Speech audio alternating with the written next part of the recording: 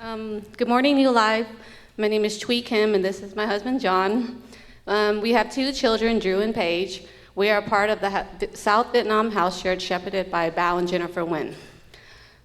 In Pastor Eric's last sermon, he mentions a little bit about getting rebuked and chastised. Well, a few months ago, during the beginning of service around 11:20, he texted John and I to make an appointment to see him. At first, I thought, is this spam or bot?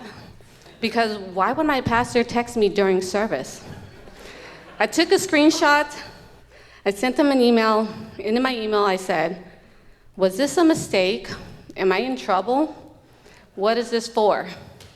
If you know Pastor Eric, in his email, he said, come and make an appointment to speak to me so I can rebuke and chastise you.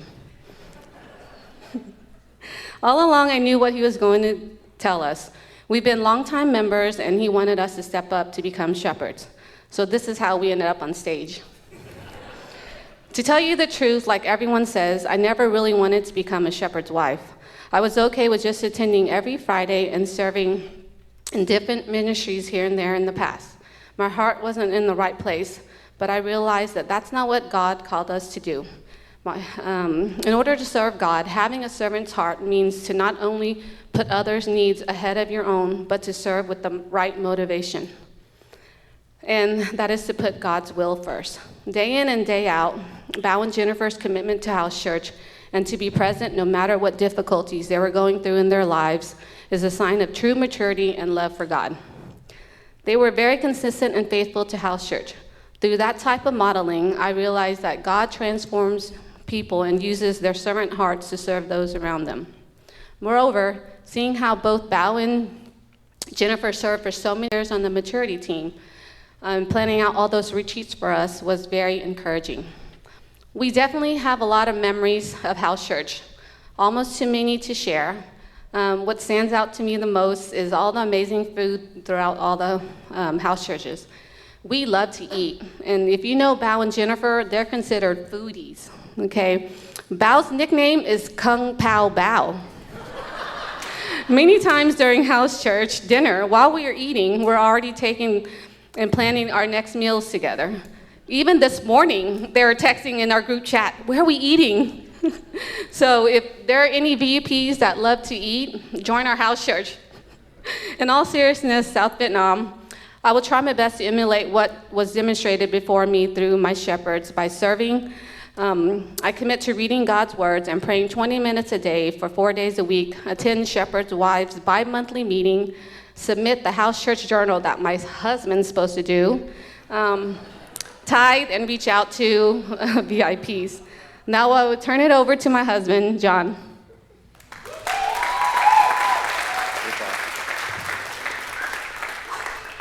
Good morning, New Life. My name is John Kim, and this is my wife, Thuy Kim, and we have two children, Drew and Paige Kim. Hi, Drew. Hi, Paige.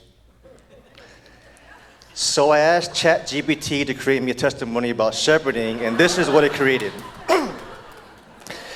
Dear brothers and sisters, I am writing to share profound testimony of how God's presence and the grace has transformed lives, including my own.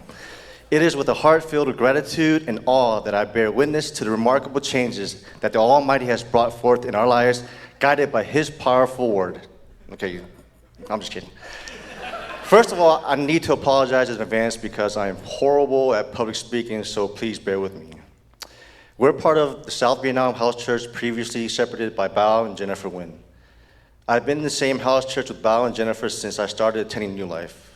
I first met Bao at a karaoke bar called Genji's in 2008, and we've been singing together ever since. Bao is a shepherd that leads by modeling. He has served as a shepherd of South Vietnam House Church for about 9 years and was very committed to our house church. Even when he was out of town on work trips, he would come straight from the airport to attend house church. Through the years, I've witnessed Bao's character change a lot.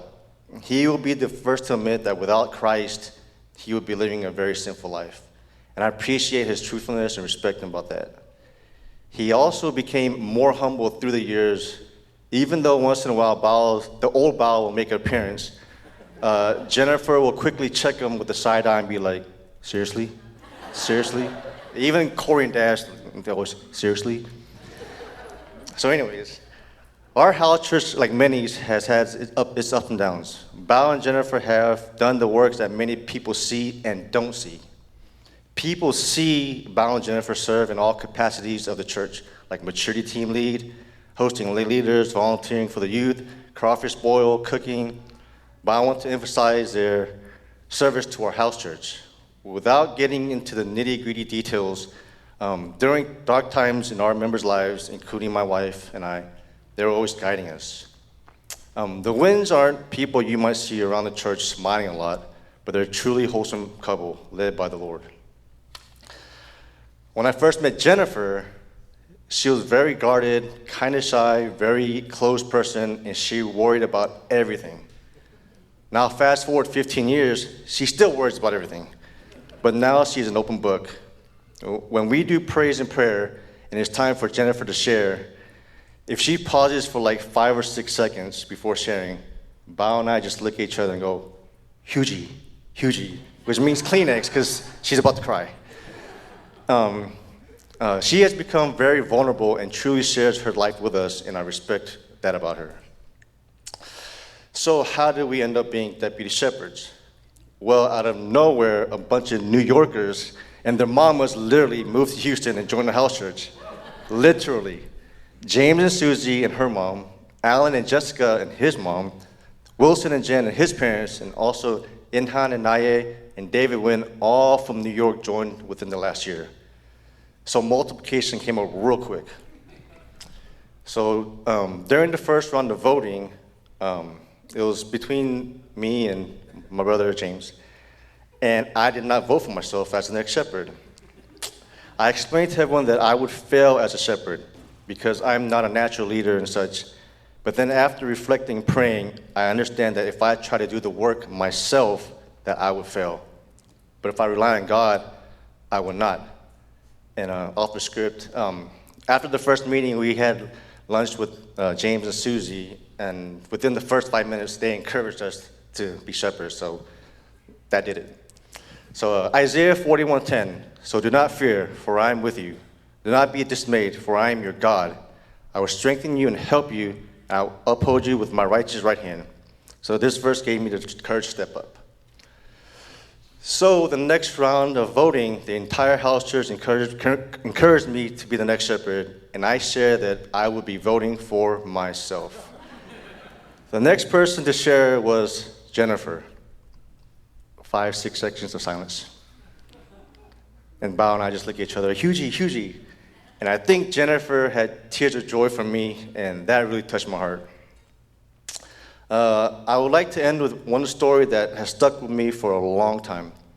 About 8 or 9 years ago, I attended my first fall retreat, and you know how we break up in small groups. I was in the small group with Gus Rajendran. And at that time, he was dating Angel, and he was already shepherding.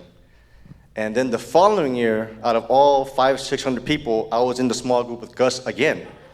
But by that time, he and Angel were married. And Gus told our small group that as a shepherd couple, they had an understanding.